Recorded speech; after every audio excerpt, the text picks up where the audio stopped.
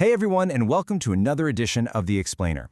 If you're the kind of person who loves to just cut through all the noise and get straight to how things actually work, well, you are in exactly the right place today. We're putting on our engineering hats and breaking robotics down to its absolute first principles.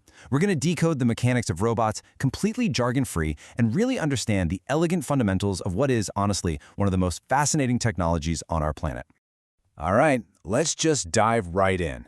And to do that, we kind of need to throw out everything Hollywood has taught us.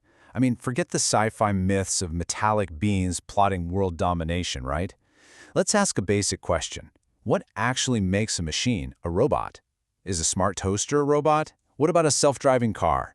To truly grasp this technology, we've got to strip away all that fiction and zero in on the core, fundamental definition of what these machines actually are.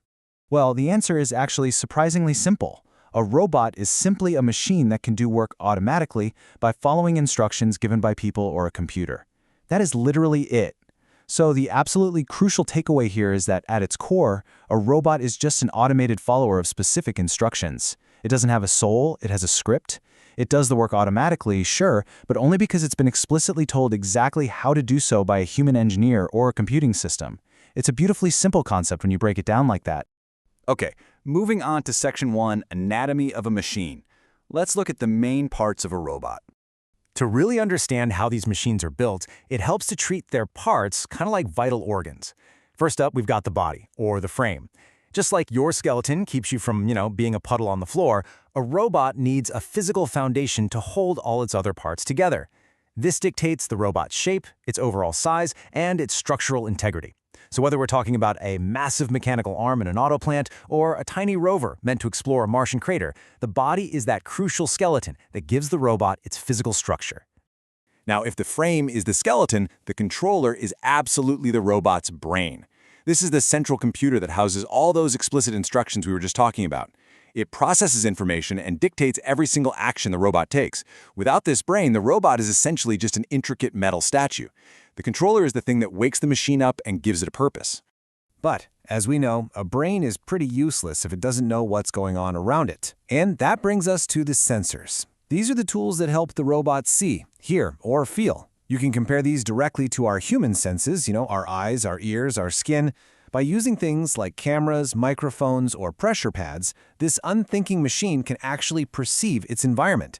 It allows the robot to gather data from the outside world. Actually, fun fact here, some modern robotic sensors are so advanced, they're more sensitive to minute pressure changes than a human fingertip. And they send all this rich data right back to that controller brain.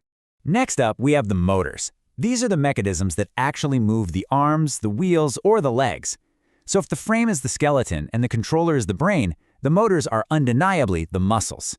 Once the brain makes a decision based on what those sensors are telling it, it needs physical strength to execute the task, right? The motors provide that physical movement, literally turning digital commands into real-world mechanical action. And finally, to wrap up our little anatomy lesson, we have the power source. This is the battery, or the direct electricity that gives the robot its energy. Think of this as the essential food or the lifeblood of the machine. Without a power source, the brain can't think, the sensors can't feel, and those motor muscles definitely cannot move. It is the raw, unadulterated energy that keeps the entire system awake and active. All right, Section 2, Sense, Think, Act. Let's look at how robots actually work in motion. So every single robot operates on this continuous split-second loop of 3 basic steps. Step 1. The sensors collect information about the world. Step 2. The controller receives that data, understands it based on its programming, and sends out commands. And Step 3. The motors receive those commands and physically move the robot to complete the task. Sense, think, act. Over and over again. It is a highly logical cause and effect loop that governs literally every single movement a robot makes. Which brings us to Section 3, the engineering process, how we actually design a robot. Giving birth to a robot, so to speak, is a very deliberate, chronological journey. It all starts with a problem to solve on day 1, deciding what the robot should actually do.